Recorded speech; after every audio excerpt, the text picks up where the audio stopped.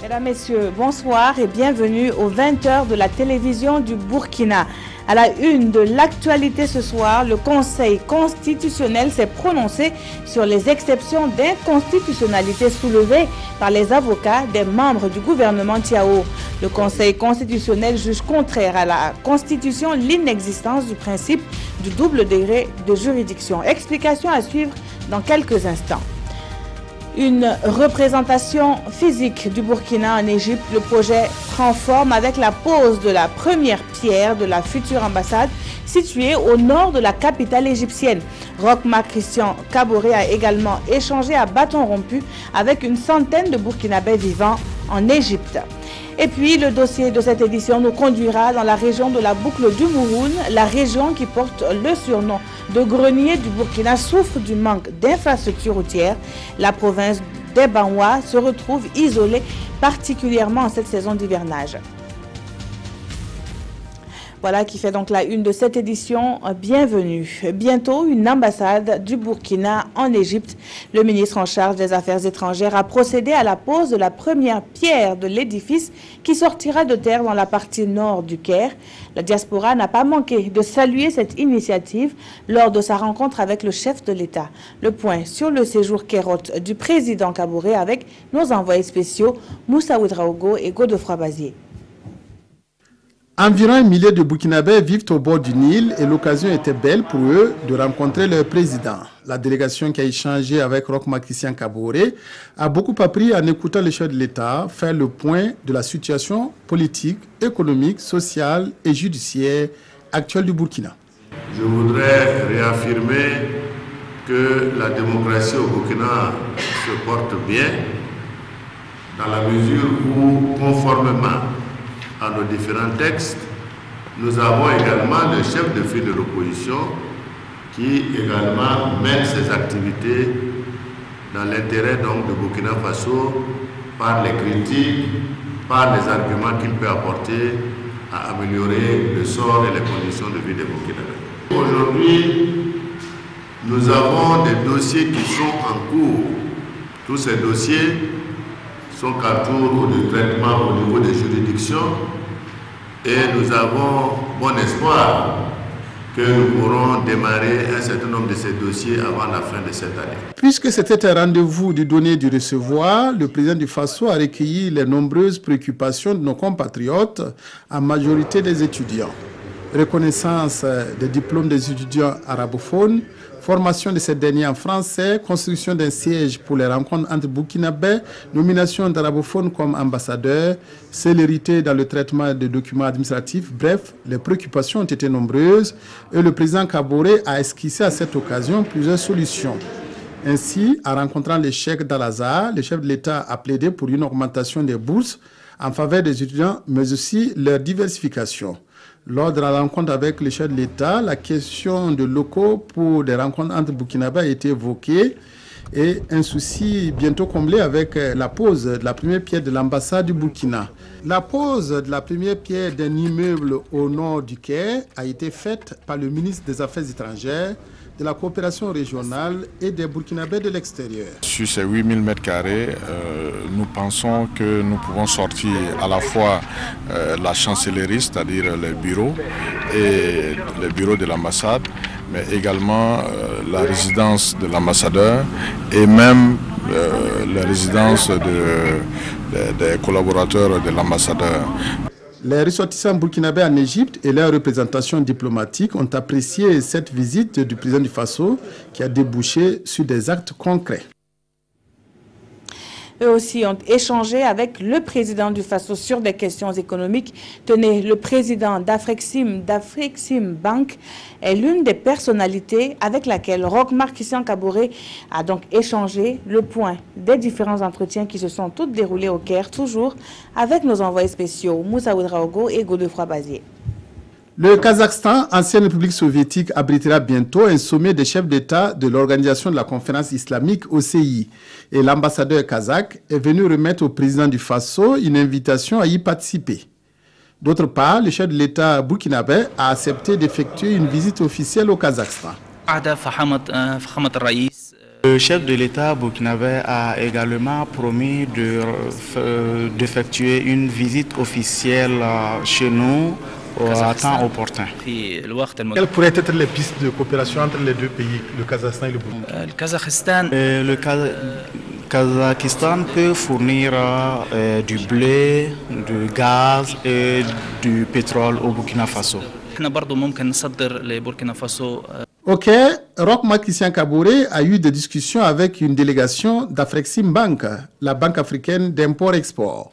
Une banque décidée à apporter un soutien d'1,5 milliard de dollars à la réalisation du PNDS. As you know, under the PNDS, dans le cadre du plan national de développement économique et social, nous avons décidé de le soutenir, de l'accompagner à hauteur de 1,6 milliard de dollars.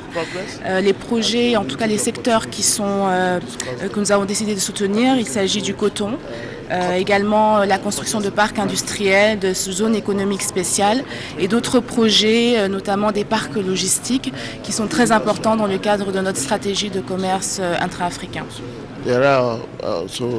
D'autres audiences ont permis de parler économie avec le groupe égyptien d'Arab Contractors, santé avec la faculté de médecine et diplomatie avec le consul honoraire du Burkina au Liban, Kamal El Sofi.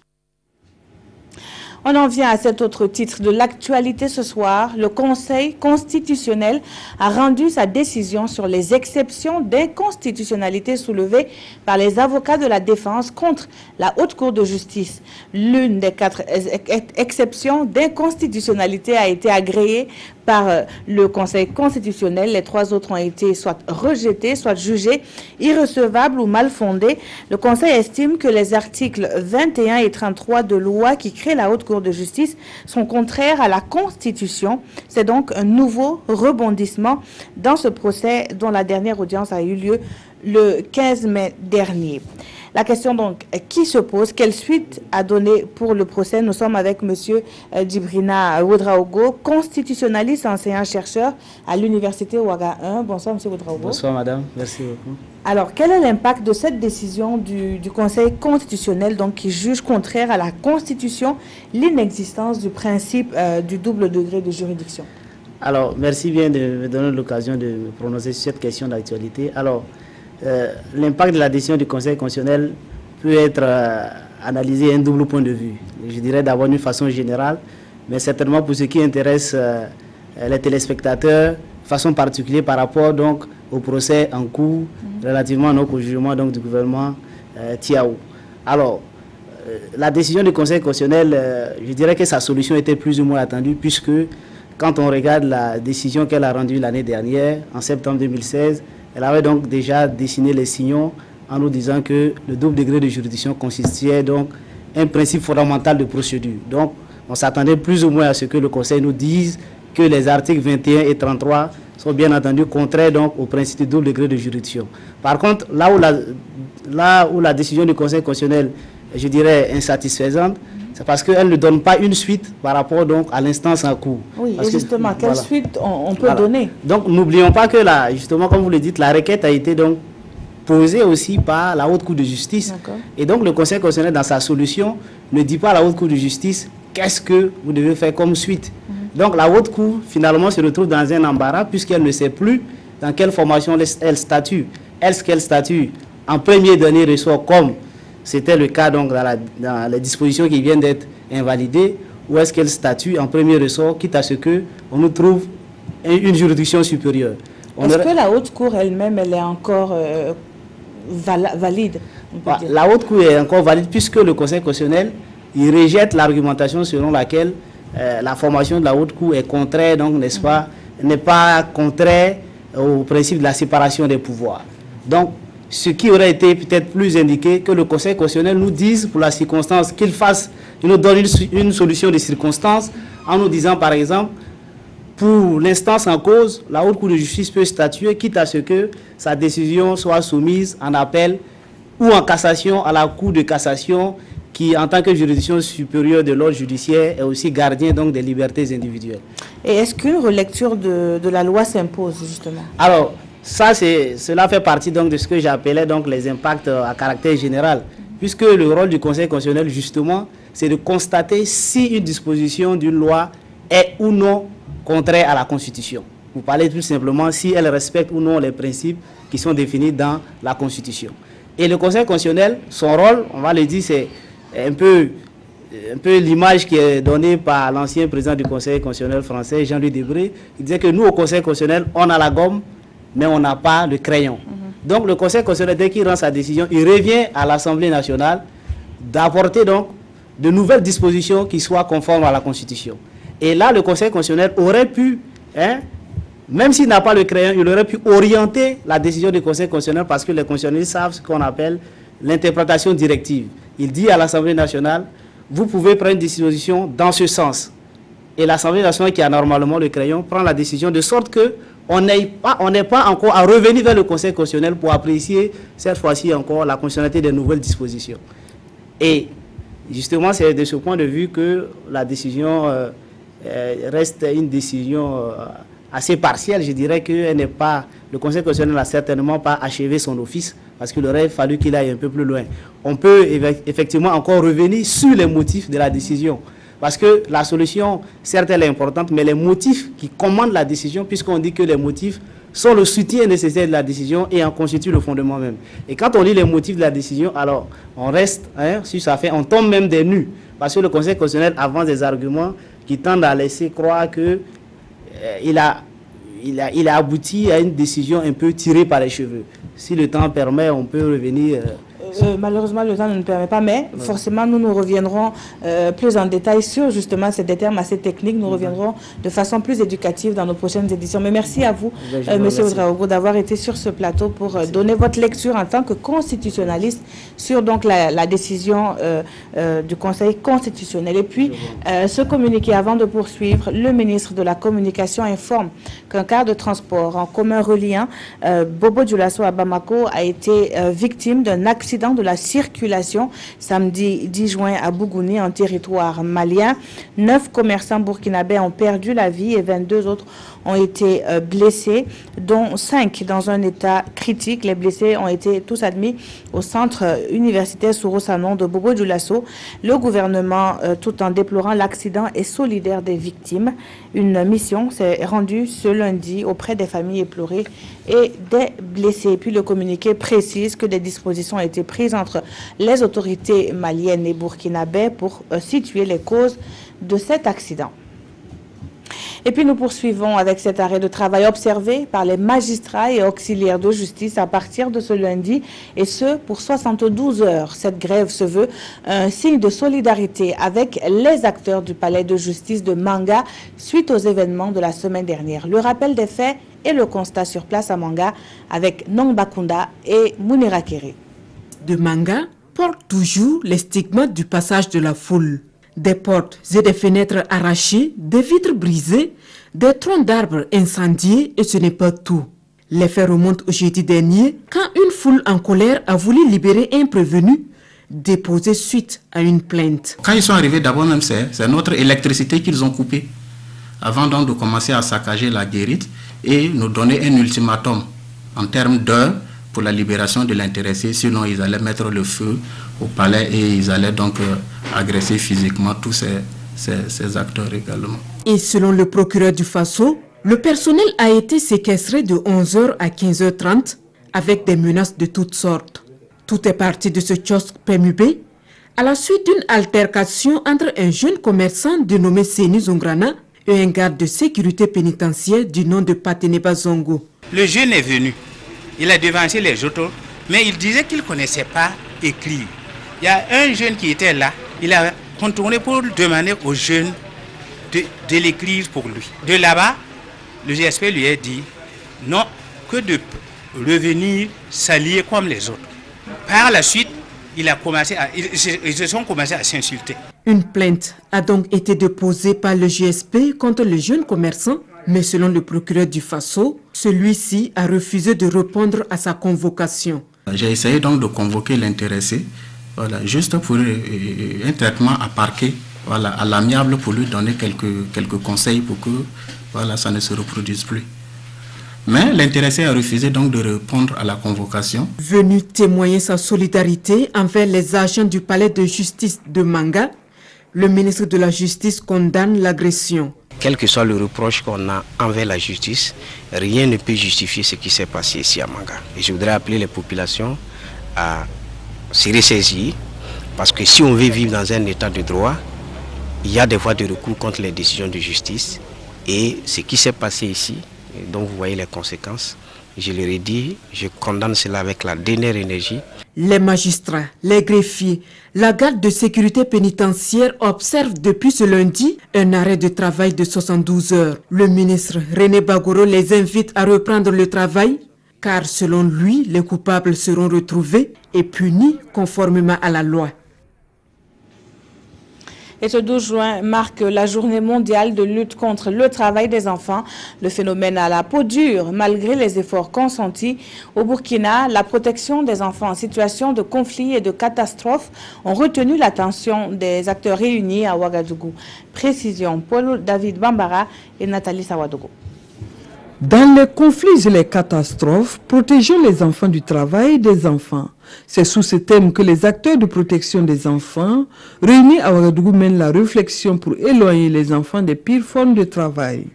Selon les chiffres du BIT, le Bureau international du travail, plus d'1 milliard de personnes vivent dans des pays touchés par des conflits. Environ 200 millions de personnes sont aussi touchées chaque année par des catastrophes naturelles. Et un tiers des victimes de ces conflits et catastrophes sont des enfants. Le Burkina Faso n'est pas en reste. Les différentes attaques dans la région du Sahel ont eu un impact sur les populations obligées d'abandonner leurs villages, mais aussi sur l'année scolaire du fait du départ forcé de certains enseignants. Et selon le représentant du ministre en charge du travail, il faut des actions fortes pour venir à bout de ce fléau, notamment développer l'accès à l'éducation et à la protection sociale et faire respecter les droits fondamentaux des enfants réfugiés ou déplacés. À cet effet, un concours de dessin sur le travail des enfants a été organisé. 3 écoles ont pu prendre part. Il s'agit de l'école de Baoguin A et B et l'école de Kadiogo. Le premier et le deuxième prix reviennent respectivement aux élèves Daou Ousmane et Wedrogo Zalissa, tous de l'école de Kadiogo. Ils empochent chacun la somme de 25 000 et 20 000 francs CFA, plus un kit scolaire et des t-shirts. Cette journée mondiale de lutte contre le travail des enfants est choisie pour former les acteurs sociaux intervenant dans le domaine de l'enfance. L'initiative portée par la coalition au Burkina pour les droits de l'enfant se tient à Ouagadougou. Les participants viennent de plusieurs régions du Burkina, nous disent Issa Kafando et Kadi Sanogo. La coalition au Burkina Faso pour les droits de l'enfant, COBIFAD, veut faire du respect des droits de l'enfant au Burkina une réalité. Cette organisation de la société civile entend jouer sa partition aux côtés de l'État pour la promotion et la protection des droits de l'enfant. C'est pour ce faire que la COBIFAD et ses partenaires ont initié cet atelier de formation. Les bénéficiaires de cette formation sont les travailleurs sociaux, les agents de santé, de la sécurité, de la justice et de la promotion des droits humains. Nos attentes, c'est vraiment de renforcer les capacités des acteurs sociaux à mieux suivre la mise en œuvre des différents instruments juridiques nationaux, internationaux et régionaux ratifiés par notre pays pour la protection des droits des enfants. Les droits sont respectés, mais beaucoup reste à faire. Beaucoup reste à faire, c'est pourquoi nous avions en tout cas initié cet atelier pour renforcer les capacités de ces acteurs sociaux-là. Le gouverneur de la région du centre a salué l'engagement de la COBIFAD dans cette quête de l'épanouissement des enfants. Cette formation de 48 heures va permettre aux travailleurs sociaux venus de cette région du Burkina de se familiariser avec les différentes conventions relatives aux droits de l'enfant. Une autre formation, elle referme ses portes à Koudougou. Les maillons de la chaîne commande publique ont été édifiés sur les innovations de la loi portant passation des marchés publics au Burkina. C'est en tout cas l'objectif global de la formation assurée par le cabinet Wellmus Consulting, Paul David Bambara, Mariam Dao et Kadi Sadongo pour le compte-rendu. L'exécution de la commande publique en fonction de la nouvelle réglementation, c'est tout l'enjeu de cette session de formation. Et une semaine durant, gestionnaires des budgets et acteurs de la commande publique ont eu l'opportunité de renforcer leurs capacités sur les innovations majeures de la loi 039 relative aux procédures de passation et de gestion des marchés publics. Avec la loi a beaucoup évolué, le fait de venir à la formation nous a permis d'avoir une idée de ces ajouts. Et ces ajouts, nous allons les ajouter à ce qu'on fait au bureau. Et ce qu'on ne faisait pas, il faut qu'on puisse le faire pour être en règle vis-à-vis des textes de l'État. Au sortir de cette formation, nous pensons que tous les acteurs qui interviennent dans le processus de la passation des marchés sont mieux outillés pour une meilleure application de la réglementation en vigueur. Pour les cabinets Wellmouth Consulting, la non-maîtrise de la réglementation est source de conflits et de contre-performances dans l'exécution des budgets. Aujourd'hui, le contentieux en marché public ne manque jamais. Tout le temps, il y a des parties qui se tirent au niveau de l'autorité de régulation de la commande publique. Ce qui signifie qu'à quelque part, il y a une non-maîtrise de la procédure de passation de marché et qui entraîne des litiges. La loi 039 est en vigueur depuis le 2 décembre 2016 afin d'alléger les procédures de passation de la commande publique au Burkina Faso.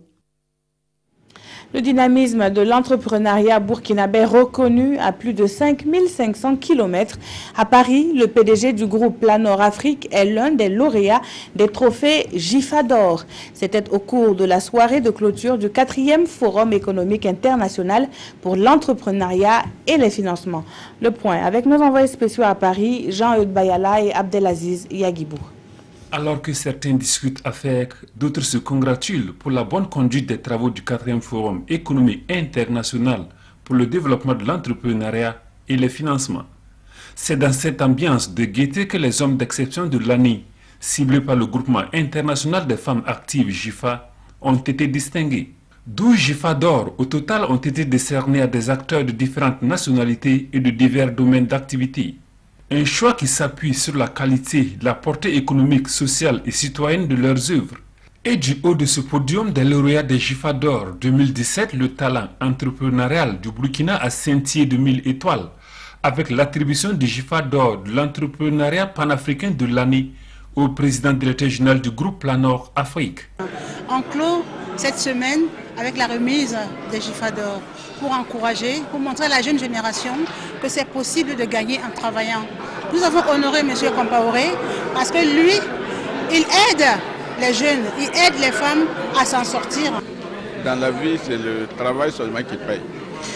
Il n'y a pas d'autre réussite sans travail. Et puis pour les hommes d'affaires, c'est être honnête et travailler et respecter ses engagements.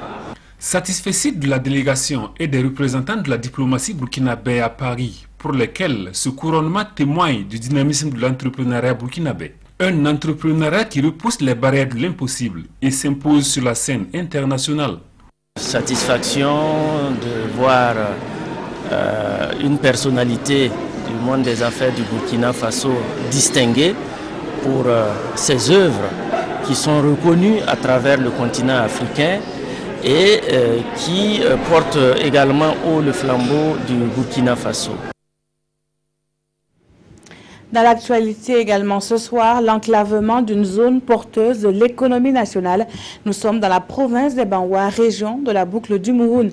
La saison d'hivernage n'est pas pour aider cette localité qui se retrouve coupée des autres villes voisines. Le manque d'infrastructures est pointé du doigt par les populations. Le constat dans ce dossier signé Lassina Ouattara et Karim Ouedraogo.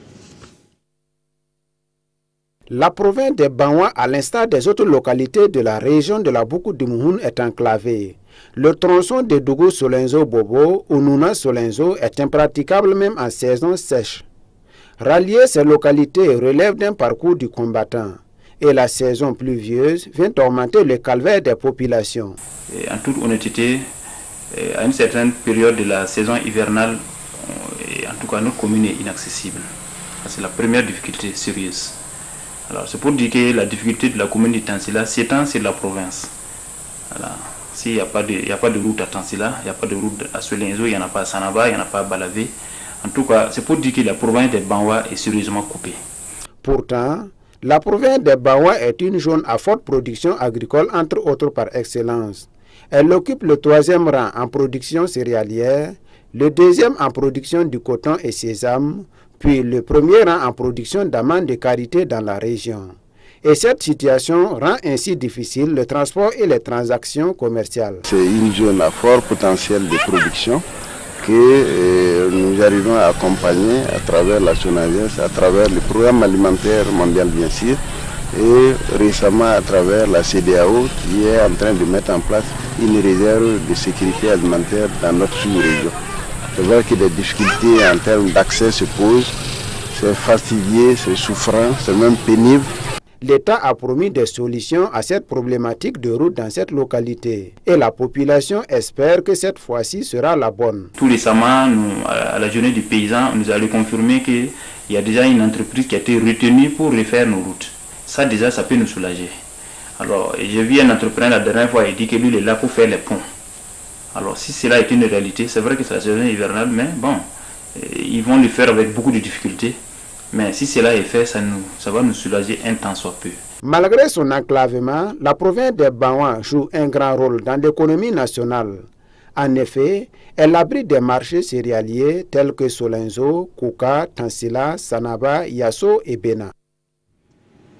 Ils ont plaidé pour une Afrique prospère. Plusieurs organismes africains ont répondu à l'appel du ministère en charge des Affaires étrangères et à l'occasion de la commémoration en différé de la Journée de l'Afrique. Cette journée célébrée le 25 mai de chaque année marque l'anniversaire de l'adoption de la charte de l'ancêtre de l'Union africaine.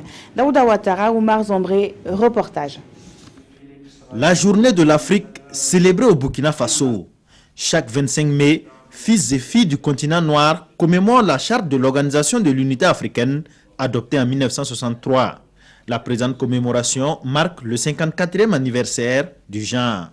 Pour cette célébration en différé au pays des hommes intègres, les Africains se ressourcent sur le fonctionnement de l'UA et rendent hommage aux pères fondateurs de l'organisation. C'est une façon pour nous de marquer notre attachement à l'Afrique, aux idéaux de l'Union africaine, et aussi réfléchir sur toutes les perspectives qu'offre notre continent et également les défis qu'il y a, comment relever ces défis, comment y faire face. Cette journée est marquée par un panel avec les organismes interafricains et internationaux.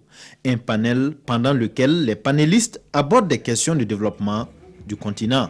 Un colloque organisé de manière solennelle pour que nous puissions non seulement jeter un coup d'œil sur notre passé, pour voir d'où nous venons, pour magnifier donc le rôle des pères fondateurs de l'Union africaine et pour saisir cette leçon pour mieux nous permettre de voir vers l'avenir et de construire le progrès ensemble pour une Afrique unie et solidaire.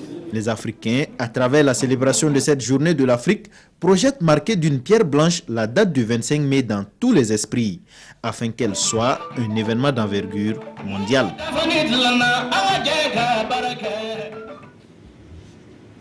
La paix sociale est au centre de la journée nationale de la Fédération des églises et missions évangéliques.